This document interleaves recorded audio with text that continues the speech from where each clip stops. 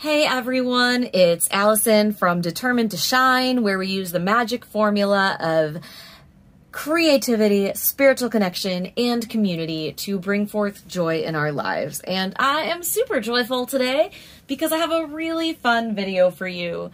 This is a VR to Candy, Soul, and Soils video with the hashtag Dating the Tarot 2020.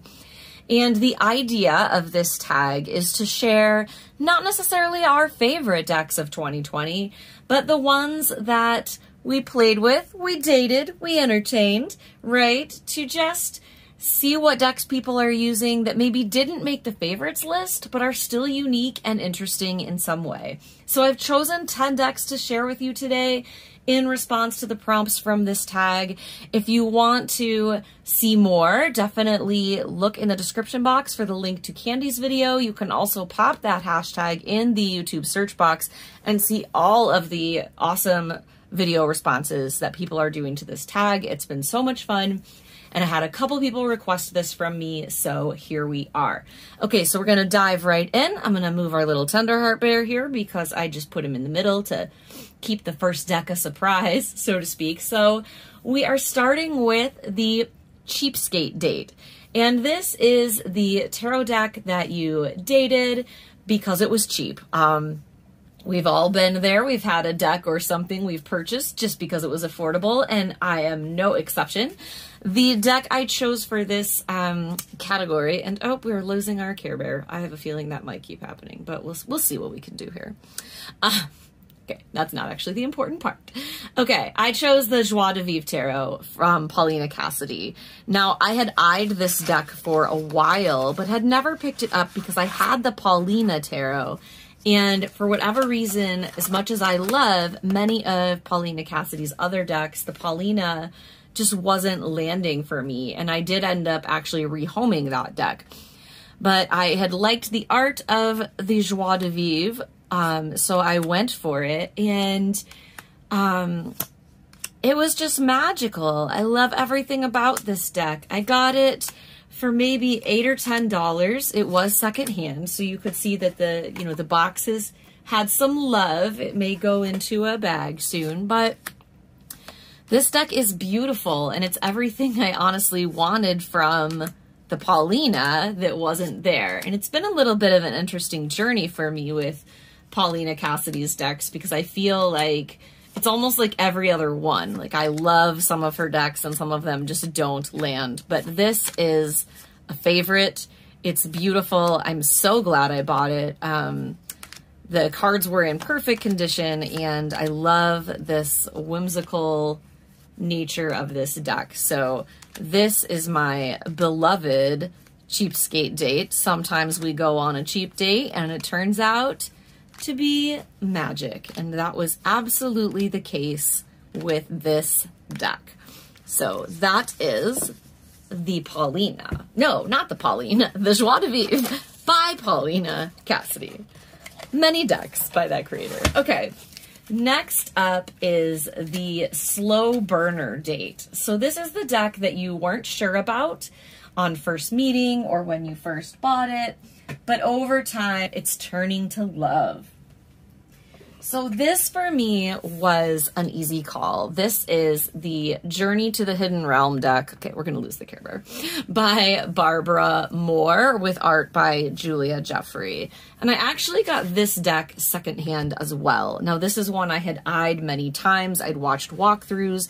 I kept deciding it wasn't for me, but I kept coming back to it over and over and over again. And then once again, I found a great deal on it. Secondhand, as I mentioned. So I went ahead and grabbed it, and it is turning to love. There's something about this deck for me.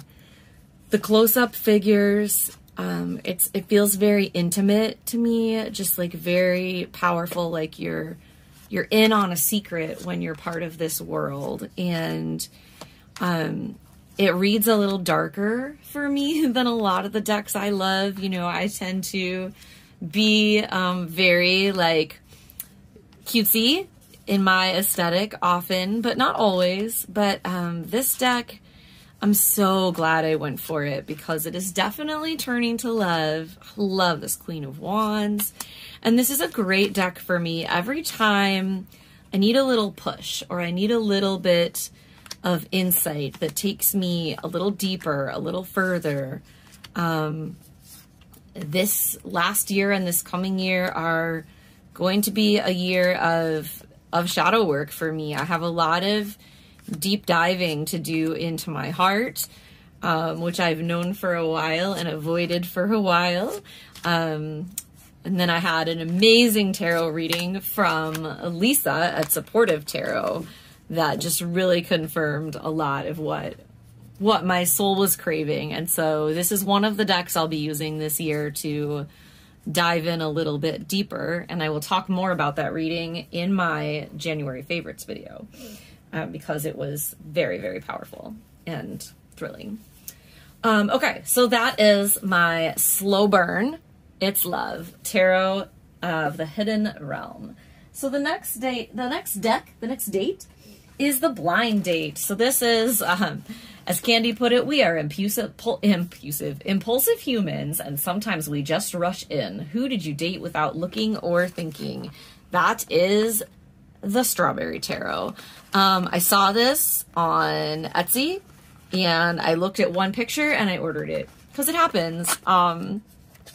It's a limited edition. It's dark here around the edges because the box arrived a little beat up. So I did edge the cards in black, and then I also I started getting a little carried away and edging the edges of the box because it was all kind of white and torn, and then I just decided to stop doing that. But this will likely go into a bag soon because this box is just a little worse for the wear, but it is signed by the creator, which is why I'm still using it for now. So this is the Strawberry Tarot. It comes with this fun little zine-like guidebook, which I thought was super cute and made me feel like I was in middle school or high school again. And there's the card back. And this deck, I think I got this one back in order for you. It's just cute and kind of weird and quirky, and I love it because, I mean, it's cute, but it's not cute. You know, I love this Chariot. I think these were the two cards that sold me when I saw the one picture. I don't even remember. But I really enjoy it. I love quirky decks. I love hand-drawn things. I like that the titles are in different places sometimes. It just has a personality, and it reads like it has a personality, and that's really fun. So this is a successful blind date. I admit I used to be very guilty of blind dating tarot decks. I've gotten much more discerning over the past year, but this is one that was definitely a blind date, and it definitely went well. I will be keeping this in my collection, at least for the near future, and I can't really imagine letting it go because it does feel kind of special to me. For whatever reason, strawberries kind of keep showing up for me randomly in meditations or as a sign, or I pull, the strawberry dragon in the Field Dragons deck, or I pull strawberries in herbal decks or food decks. So, it does feel a little bit special, and there's just something that's still there for me to explore. So next up is the Rebound Date, and I'm doing this one a little bit differently than Candy does. So she talks about this as the deck that you keep going to break up with, but keep getting pulled back together. And I have a deck that's kind of like that I'm going to talk about later in the I may have to delete your number category. But for me, a Rebound is a deck where I think of a rebound as I've just gotten out of a bad relationship or something bad has happened. And so you want to go get something new immediately, right? So I chose for this category a deck that I bought one day when I was feeling a little fed up with the world. And I did a tarot reading with some other deck. I don't remember what it was. I was annoyed. I got on my phone. I saw this deck and I was like, boom, mine. So that is the Goddess Tarot deck by Faye Orlove. Now, this is not the goddesses you are expecting. This is a deck of celebrities and characters. And I can't remember, I think I might have shown this one other time on my channel, like a long time ago when I first launched. And so, as you can see, this is a deck full of celebrities, modern day goddesses, perhaps, some more than others, but it is full of powerful women as well as characters. Like some are the individual, be it a political figure or an author or an actress or something like that. I admit the J.K. Rowling card is a little hard for me now, given that she turned out to be a bit prejudiced, perhaps. Just a bit, right? No, quite a lot. So anyway, enough about that. But very cool. So sometimes it's the artist, sometimes it's the character, is what I was going to say. Oh, love me some RBG. So it's just a really fun deck. I'm in love with it. And it actually reads really well for me. I can't explain why, but it does. And this deck is, actually, it's one of my like business planning decks when I'm working on new programs or just kind of working on the direction I want to take in my business world. This is the one I go to because it's full of really powerful women and characters. So yeah, just awesome deck. These are my favorites here at the end, I can tell. So Buffy, this is one of my favorite Ten of Swords ever. And then, of course, Lisa Simpson, AOC, Tanya Harding. That's just funny to me. And my girl, Brittany. So that is the Goddess Tarot deck. If I had one beef about this deck, it would be this awful card back. Someday I will reback this. I know there are videos out there of people who have done that, but I have not done that yet, and I will. It's not going to be today, but we'll see. So that is my Rebound Date. All right. So the next deck is the Surprise Love Affair. And this is the deck that you thought would be just okay, but from first meeting, it was love at first sight and took me by surprise. Okay. So for this category, I am showing the Future Ancestor Tarot. And this is one I have not shown on my channel yet, primarily because it's so special that it like really deserves its own video and its own journal and its own everything. This was definitely a surprise love affair. So this deck, the story behind it is that, well, it says, these cards were created as a gentle reminder to live in gratitude for the steps our ancestors took to get us where we are here and now. May the magic embedded in each card serve you with love in our paths as future ancestors for generations to come. Okay, let me talk about this deck. So this is an independent deck. I found it on Instagram one day, and I knew I had to have it right away, but I would not call it an impulse purchase or blind date. It just sang. It's by a woman named Lexa Luna. She created this deck. It says, during a period of deep grief. If you go to her website, she explains that she lost both of her grandfathers in the spring of 2020 and created this deck as like part of her grief process, right? Like, and I know what that's like. Like when I grieve, I have to create art determined to shine as a whole business organization, like not just this YouTube channel, but all the retreats and the classes and everything that I teach as part of the work I do, all was born out of creativity, spiritual connection, and community being the things I need to get me through grief and hard times, right? That's why I share that. So this was the deck she created, that you have this fold out she includes. It also included this beautiful handwritten note. And now we're going to look at these magic cards. So, oh, I think they're in like backwards order. Yeah, so I'll do it this way. Here we go. She talks about creating this deck from what she had on hand because things were in lockdown. So she couldn't go out to the store to buy lots of art supplies or new things.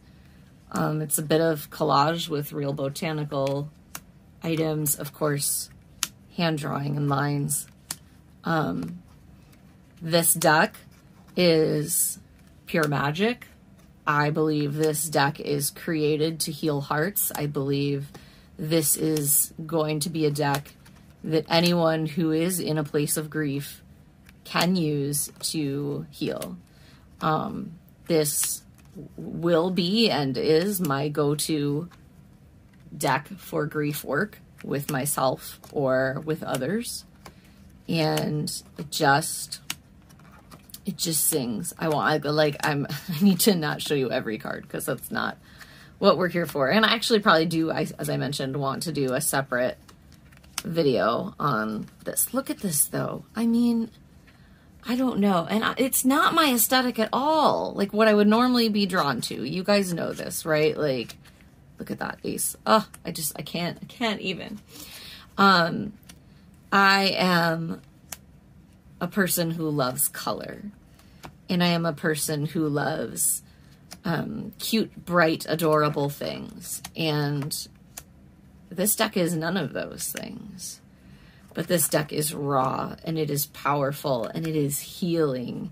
It's one of those rare decks that vibrates in my hand almost. You know, it creates healing magic and sings and hums and dances and feels so beautiful.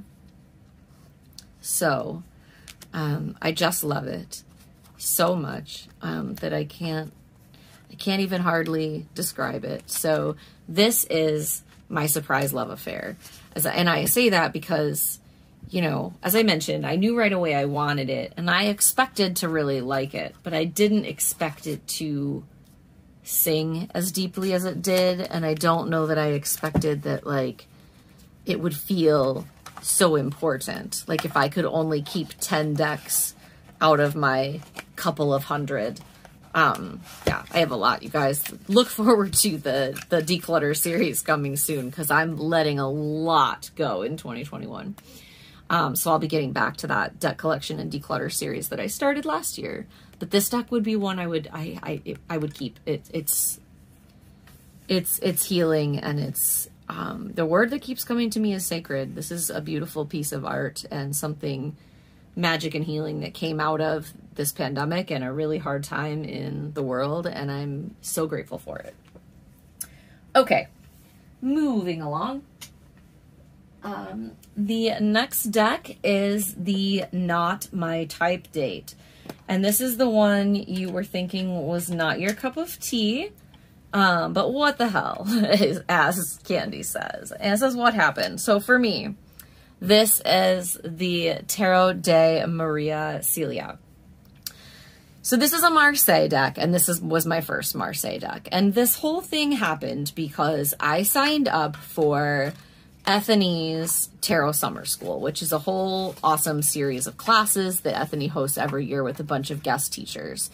And one of the guest teachers was Tom Benjamin, and he taught a class on Marseille Tarot that is fantastic.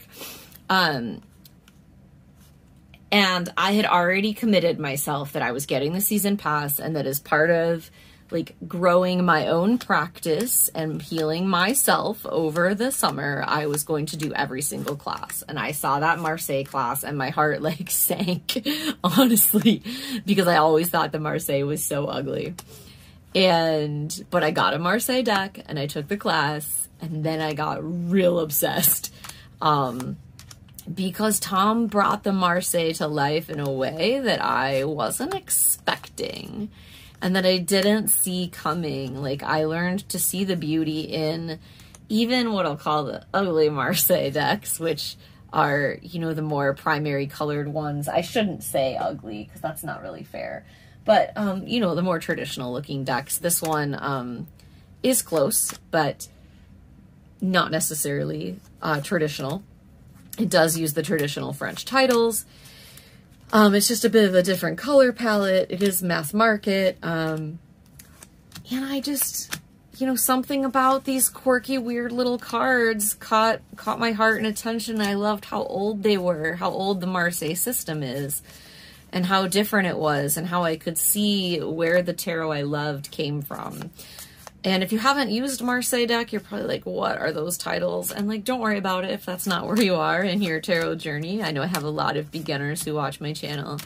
But if Marseille is something you want to explore, definitely check out that class, because I definitely went down a rabbit hole and got like a whole bunch of Marseille decks. Not a whole bunch, but like 6 or 7.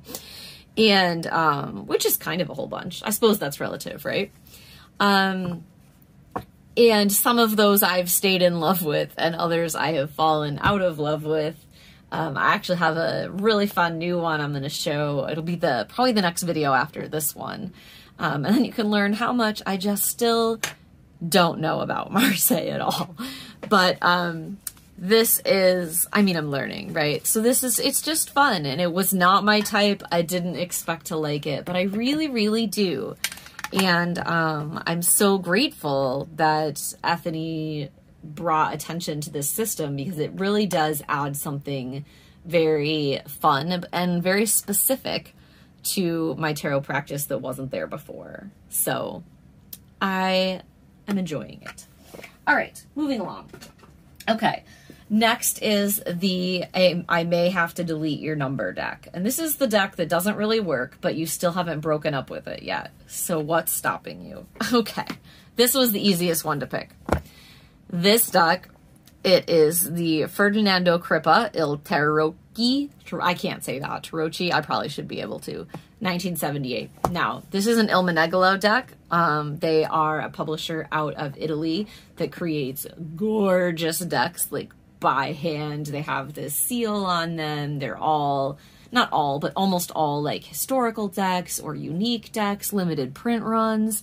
And when I went down my Marseille rabbit hole, I got a little obsessed with them. And I got a couple like shipped from Italy during the pandemic. They took so long to get here. And then this one I saw on a buy-sell trade group, and I just grabbed it without thinking. I was like, oh yeah, it's a Marseille, or it's something, and I need it. Okay, but here's the thing, right? So these are the cards, and I loved it, and I still like it. It's weird. It's colorful.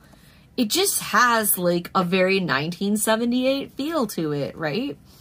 And it's got, you know, your majors. I love that card. Like, and then I thought these were really cool pips. Like, I was getting really into numerology because of the Marseille class. And so I was like, oh, that'll be a really fun way to like play with number and learn even more. And I still think it's really cool and quirky, but here's the problem. The titles aren't on the cards. And so I don't know Marseille well enough, or even if I'm being honest, RWS enough, depending on the imagery, to know what the heck these cards are. Now, some of them are very obvious, like maybe that's a sun card, you know, and that's an ace, obviously the numbers are easy, but like, I just can't identify some of these. This doesn't even go there. That's like the King of Pentacles, or coins, King of Coins. Yeah, that's where he goes. This was in order. So like, okay, that's a Fool, that's a Magician. Like I can see it, but I also can't see it. So I have a really hard time reading with it, but for some reason I can't get rid of it. And as I'm looking at it now, you know, when I pulled it out for the video, I was like, I think I'm ready. I can let this go. I'm going to put it up for sale after I film it. And now that I just filmed through it, I'm like, no, I have to keep it. I don't know why. It's a weird deck. It's not my aesthetic. It has no titles. I can't read well with it. I should probably let it go. But at least as of today, I'm not going to break up with it. I will put it in my maybe pile and we'll see how I feel in a couple of days. But that's where we are today. Okay, 3 more. The next deck is your forever love and your true love. And it says, okay, So Candy says, this one might go on the favorites list too, but, you know, maybe you have to put your Forever Love on here. So I actually chose something a bit different for this because I think you guys know what some of my very, very favorite decks are, and because they're changing a lot. And so I went with the Forever Love that maybe I didn't see coming, which is a little like the Surprise Love Affair, but somehow also different. And this is the Muses of Tarot, and this is not technically a tarot deck. It is a book and card set that works like next to the tarot. There's this gorgeous full color book. And then the cards in this Muses set exist in a couple of kinds. You have the 13 actual Muses of Tarot. Sorry, get back in the frame here. And each Muse has a section in the full color book that goes into like the type of tarot reading that Muse can help with, some really in-depth information about each card as it relates to that. All the tarot cards are in here. Each one is assigned to a different Muse, and then you have prayers to invoke or release the Muse, altar information, and a tarot spread. It's so cool. You guys, it's so cool. Then you have these altar cards, okay, that you can use for each Muse. And there are, oh, I got it upside down now. There are chakra cards, and then also invocations and releasing prayers for each of the Muses. I love this. I could go on and on and on and on and on about it. I will do my best not to. Even the fact that I choose to still keep this in this giant box, and we know that I do not like giant boxes, but it's so beautiful and it feels so special that it is a Forever Love for sure. So even though it is not a tarot deck, it is a Forever Love. It will stay in my collection forever. Go watch my other video on this if you really like this, because I just think it's so powerful. And okay, that's my Forever Love. I will stop. Watch the other video. It's amazing. It's so amazing. I'm sorry. I get so excited. Okay, 2 more decks. I promise. We're moving right along. Okay. The next category is the Stormy On and Off Date. So this is the deck you can't stay away from. Candy describes it as equal parts passion, lust, and fighting. The one you have to have a break from, but can't stay away from either. Okay, so for this, I chose my Tarot of a Moon Garden because we have a complicated relationship.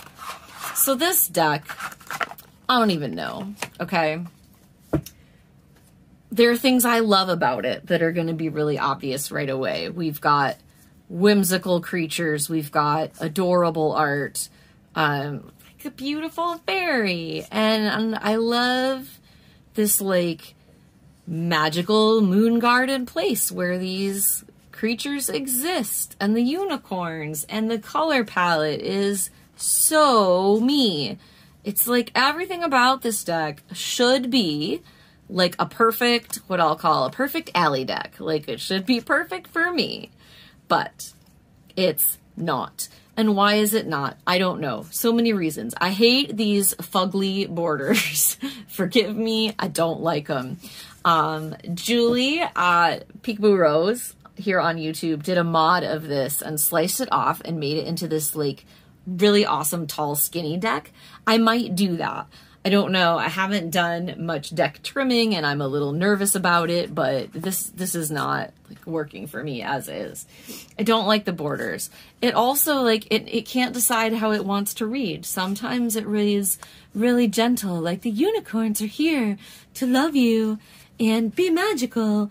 And sometimes it's like, JK, the dragonflies are here to stab you. And it's not even the cards themselves. Like obviously we have different cards that feel more loving or more butt kicking at different times, but it's like the deck itself, it can't decide. And then like, is it a pip deck? Is it a scenic deck? It doesn't know. Like, this is, you know, pretty clearly a pip card, but, like, is this a pip card? I don't know. It also has a dragon on it. It can't decide with the minors if it's scenic or if it's a pip deck. Like, as Lisa at Supportive Tarot would say, pick a lane. And it's also, like, just a little bit blurry. And people talk about that. Like, something about the art print quality is just not quite what it should be. So I don't know. This is my Stormy on and off deck. I might trim it. I still love the idea of this deck. And every time I pull it out, I'm like, why don't I read with this? It's so adorable and I love the aesthetic and it's so precious. And then I read with it and I'm like, oh yeah, that's why. So we will see. I don't know what's going to happen with Tarot of a Moon Garden. No one does. All right. And finally, the Friends with Benefits date or deck. So this is the who can you run to without commitment whenever you just have a need for them. It always slides right back into place like you've never been apart. So for me, this was an easy call. This is the Mystical Manga Tarot, and this is a Llewellyn deck. There is one of those real pretty full color guidebooks. It's just not here on the table right now. So there's the card back. This deck is one of my best friends. It's a deck I learned to read on, along with the, of course, the Happy Tarot, which was my first deck. This was a very early deck in my collection. The art is a pretty solid RWS clone, but it just does everything I want it to do. I love the colors. I love the expressions. I really enjoy manga style art.